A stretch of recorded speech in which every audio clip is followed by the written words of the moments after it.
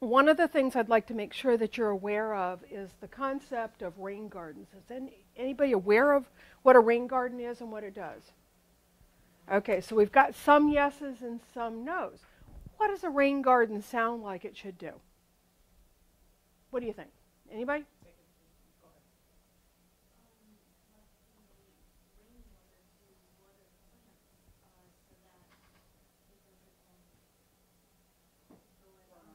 Okay, so collecting runoff water and containing runoff water so it doesn't run off. So this directly relates to the concept of site that Linda just talked to you about and rainwater runoff. Okay. Contains plants that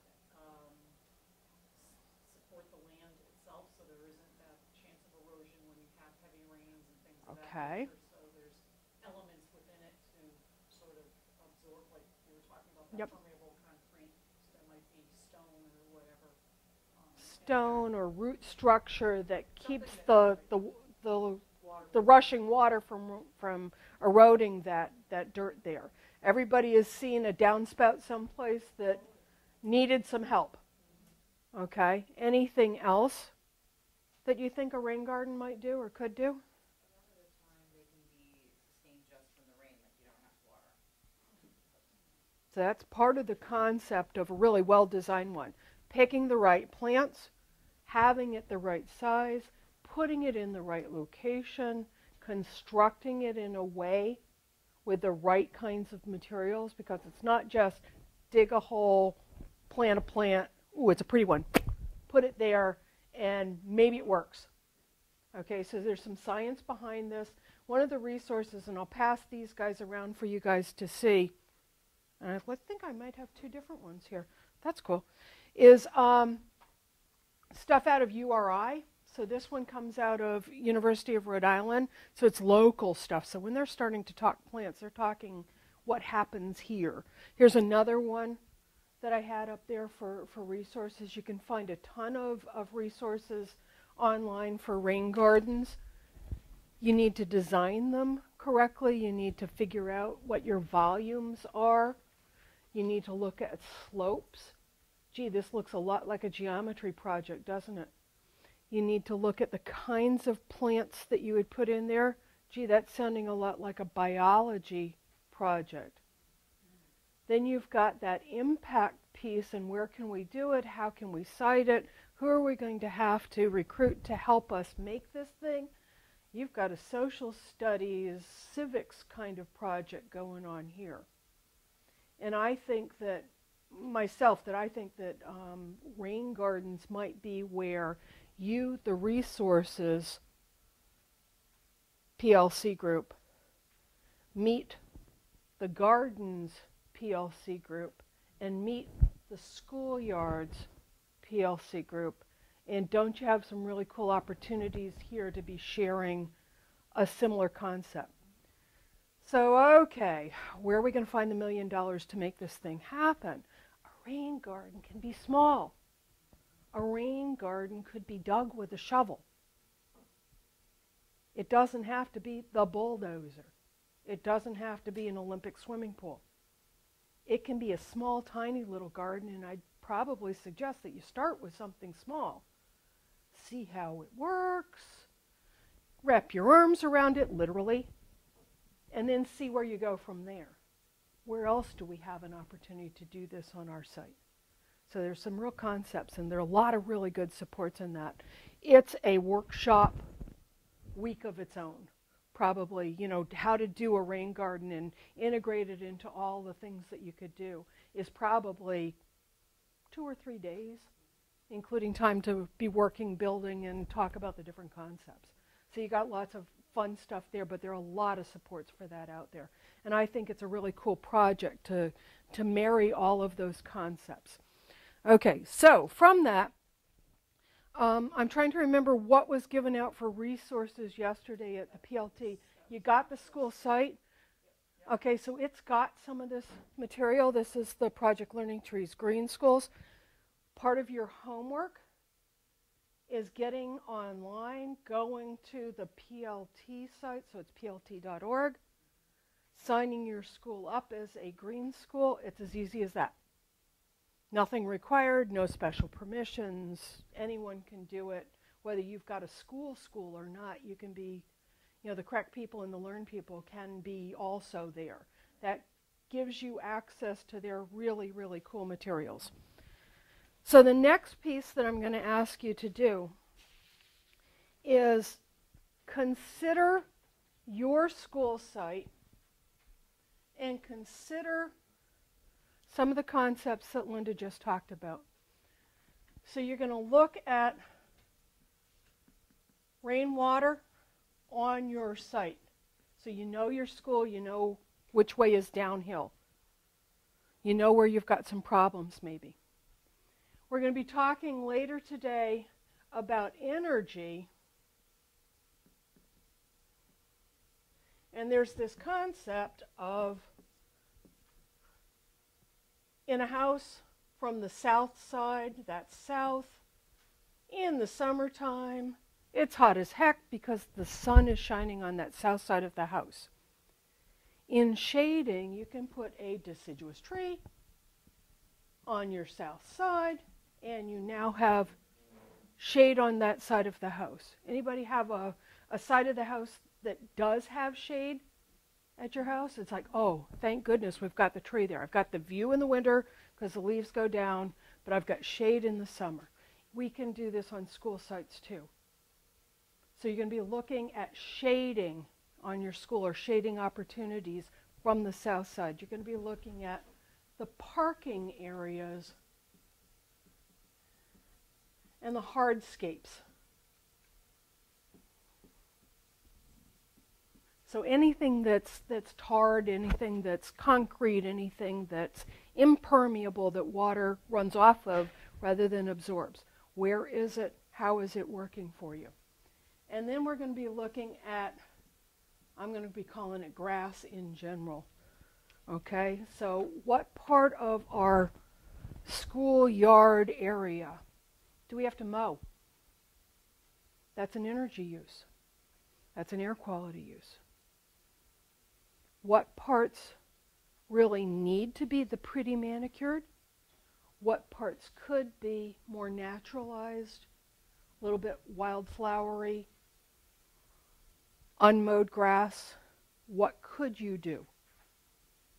And we're looking at this as a resources from the energy side. It certainly crosses over into the schoolyards, certainly could cross over into the school garden stuff. Again, there are no real boundaries in what we're talking about. So the exercise that I've got you, we've got copies of the Google map of your school. It's not hard to get. I gave the project to one of my students. He went on Google Maps, regular Google Maps, not even the big Google Earth kind of direction. Pulled a pretty map, sized it hopefully to a size that you could see it. We're going to be posting these files up online so you can go and quick get yours. So all of our participating schools have that there, but anybody can get this. This is not high tech. So if you could pass those back to Miss Moriarty back there, and we could do Miss ESM up here, and we can do Miss Barnard right there.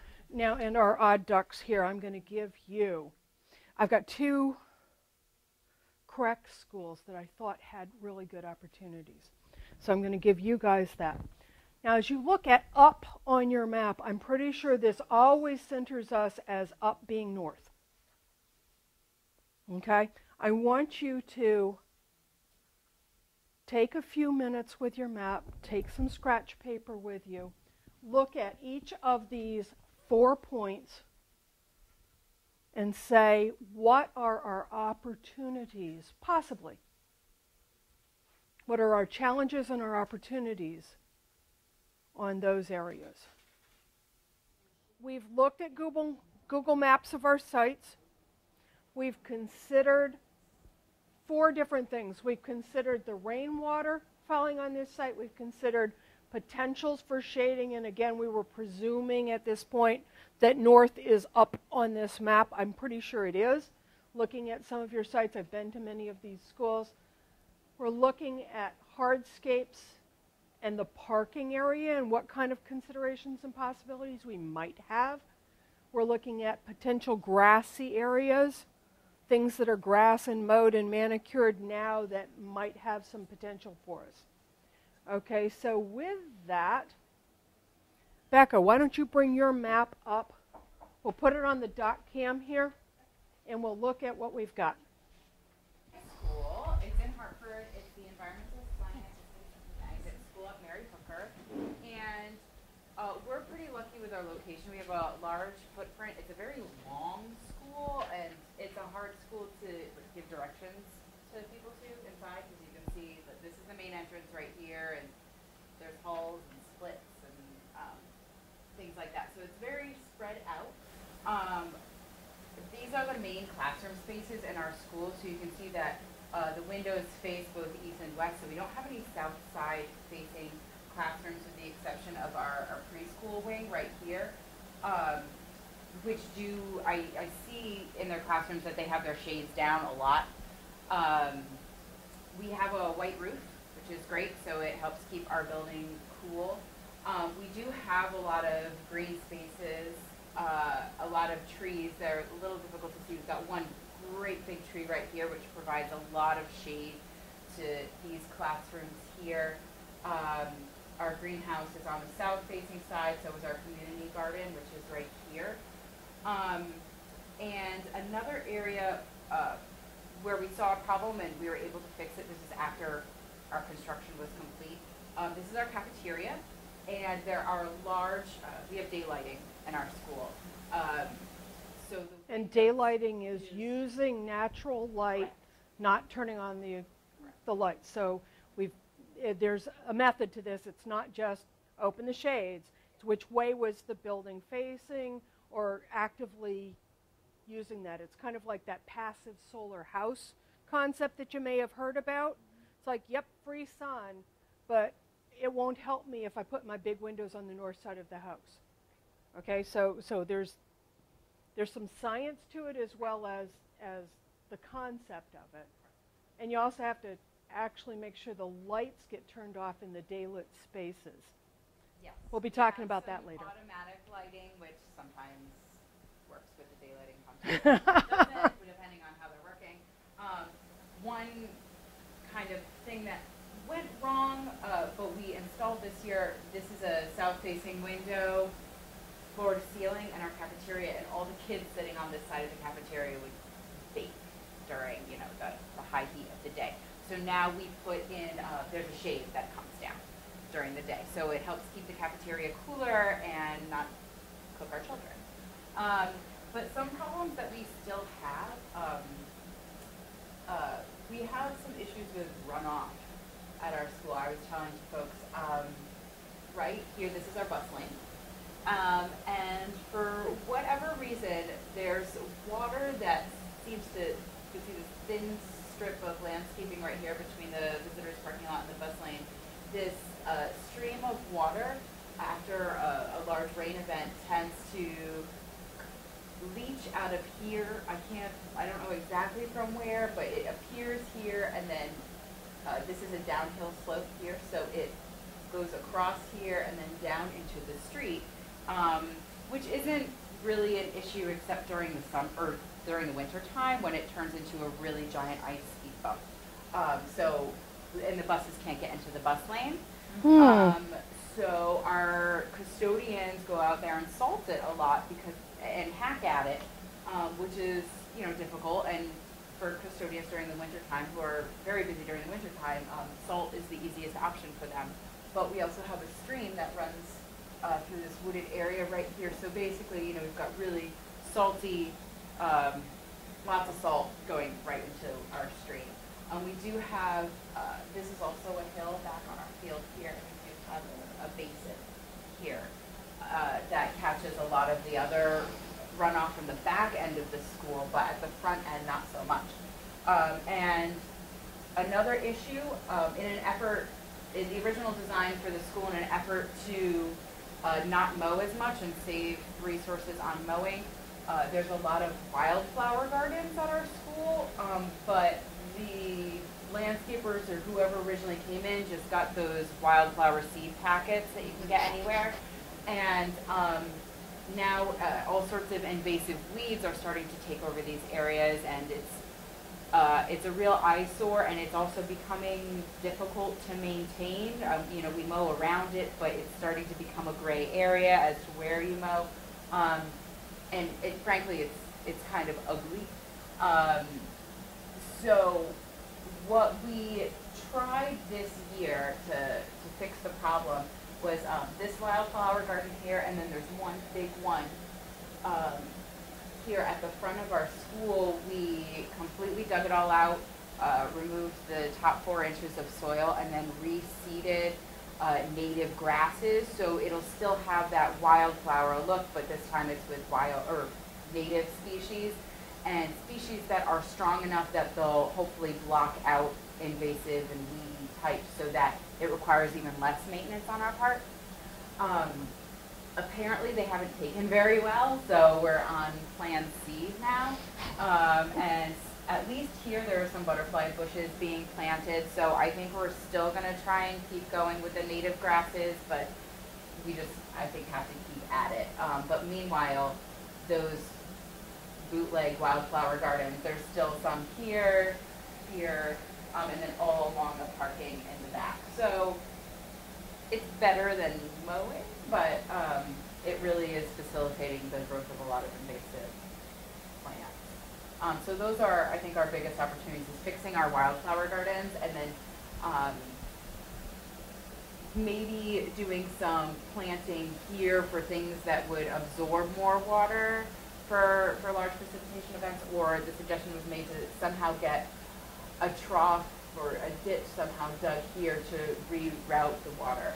I don't know, we might try the plant thing first though, since there's a lot of foot traffic going on here.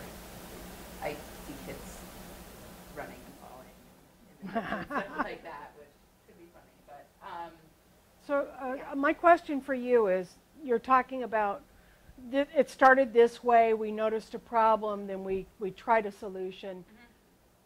Do you involve the kids in the solution making or the construction pieces after that? Some yes and some no. The wildflower garden, the kids were really involved in. The planning of it was done by staff, but then the actual, the removal of it was done by a company that donated their time. And then the students were the ones who went through and did the planting of the new seeds. And then the checking on the seeds, so what's coming up, what's not coming up. So they went out there and kind of, each kid got their square, whatever area, I don't know what he did, but, and then kept track of, you know, what weeds are coming back versus what plants that we want are starting to come up. So they've been inventorying and So plant identification and keeping track of some data? correct. Cool. Yeah. Very cool. Okay.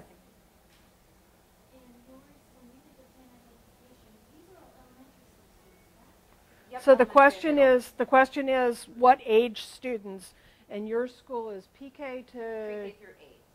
through 8, but which group was working on that project?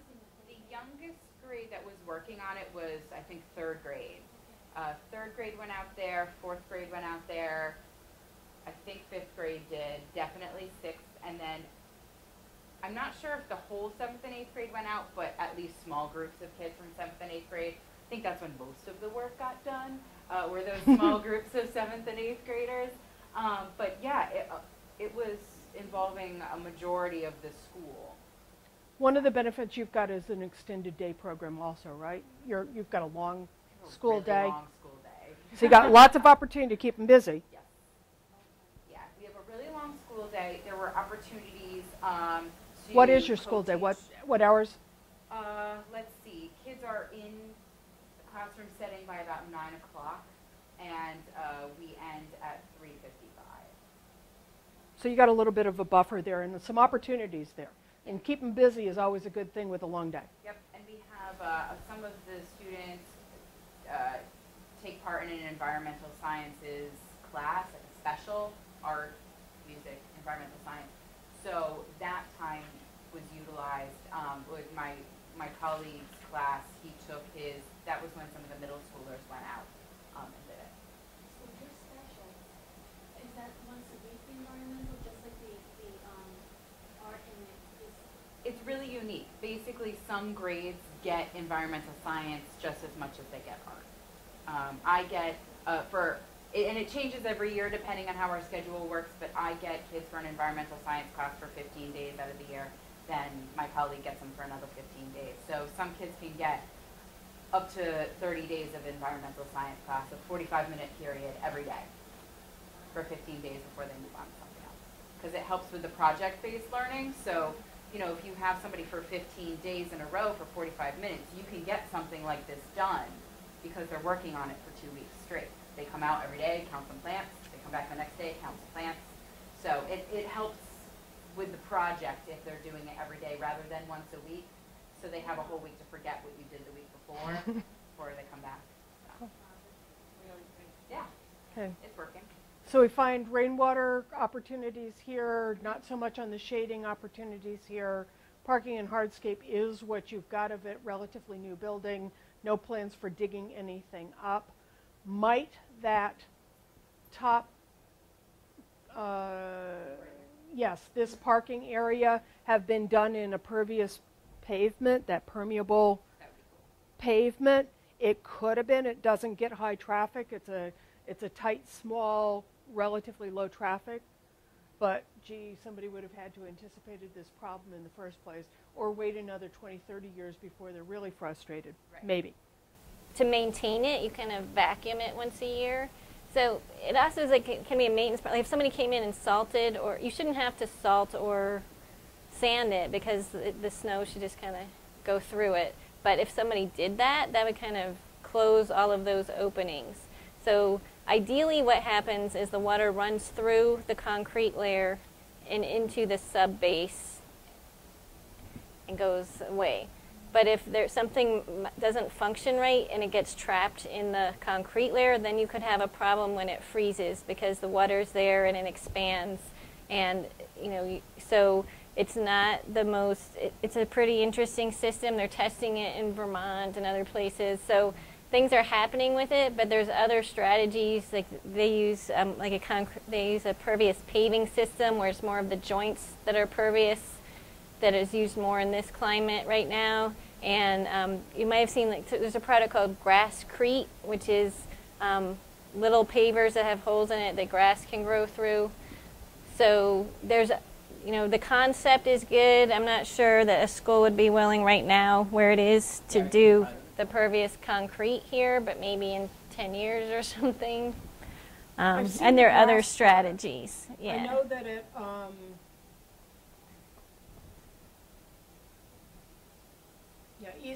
the Hamden Middle School's athletic field back in the back where we've done the CSTA conferences, that parking area has that gridded kind of area. It looks like grass until you walk on it and say, hey, there's something in this. Yeah. Looks like just kind of sparse grass from a distance, but it's grassy.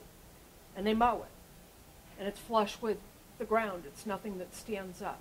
But when you look at it, it almost looks like a plastic packing crated kind of gritty thing there embedded in the ground. And when you see those pieces, yep, that's indeed what they're talking about. And they use that for extending parking areas.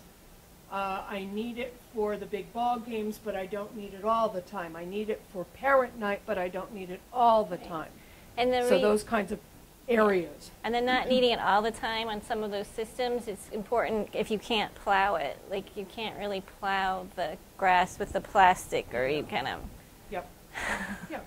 So. So we just don't use that parking during those times. Right. Possibly. So you've got all kinds of possibilities with that. Thank you very much.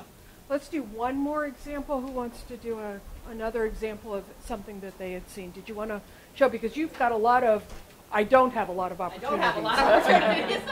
Okay. So let me put you on camera here. As I was discussing with both Linda and Laurel, there's really like not a bunch of opportunities because we have like my posted size little area here. So this is Barnard Environmental Barnard, Magnet yep, School in New New Haven. Haven. If you've been on it, this is Ella Grossa Boulevard, and that was the walking bridge that goes over Ella Grossa Boulevard going to the park. Good. So you've been there maybe? Technically, this property is the schools until 3 o'clock every day, and then it turns back over to the city. The younger grades do use the nature center. The grade I teach, we really don't, as much as we probably should. Parking lot, tree line, even in the middles, everywhere is tree line. Where the buses are, tree line. We just built or started building an outdoor habitat that the school voted on which kind they wanted at the end of the football field, and that's the only place that there's really a water problem. But that's the football field, so you can't really do anything with it in terms of that. There's no classrooms or anything on the south side, so there's no windows on that side in terms of that. So my classroom is, everything else pretty much is around the courtyard where there's a school, one of our school gardens, the other garden's over here. So like my classroom is above it, and I have the full windows, and like my rule is no lights unless it's raining.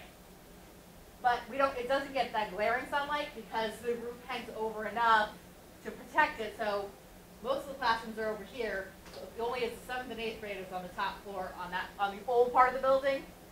It gets hot there, but they don't complain about like direct sunlight over there either. And those, like I said, most of the classrooms are here for the pre-K through 5th. And that's well shaded on that side. So the only other grassy area is like in front of the school, which slopes. So So rainwater, we said we're dealing with some area down yeah. back behind here. Yeah. Shading, we didn't have a lot of opportunities because the only south windows are your classroom windows. Would you put trees in the courtyard that is an active garden? Okay, so it's like opportunity to shade windows, but there goes my garden. So that's gone out literally out the window. So that piece isn't there, and the building was built very particularly with that thought in mind. Let me give you a little bit of a snapshot of this building. So again, in that picture what kind of building you're in. Think back old historic school buildings in Connecticut or New England. You're looking at this 2 to 3 story building, maybe a half story down in the basement, a story that you walked up a little bit of a flight of stairs. There was this big central door. There are 2 doors on the end. Every town of any age had one of these things. Barnard is that school, and it is this piece of that. They married the new construction to that old piece. So they've reused that. The back wall of this building is an interior wall now on the school. And you've got this really cool transition between old part, new part, but you also end up with a bunch of layers and levels Yeah. because of There's it, like and halfway, cool like staircases. there's 2A and there's 2B. There's 1A and 1B in terms of the flight. And what actually separates it is all skylights in the enclosed part that separate the old and the new. So it brought light So it into brought the more middle light of the in. building. So you don't really have hallway lights in my section, which is like right here. You don't really have hallway lights because we have skylights for most of it. So The building used the space, but it didn't provide a lot more opportunities for Right. fixing, if you will. But you've got some grassy areas that could be considered. You've certainly got some natural areas that could be considered for how you use them. Okay, because it was designed as a lead building and it's an inner city school, it doesn't have the number of parking spots. How many students in the school have you got? 600.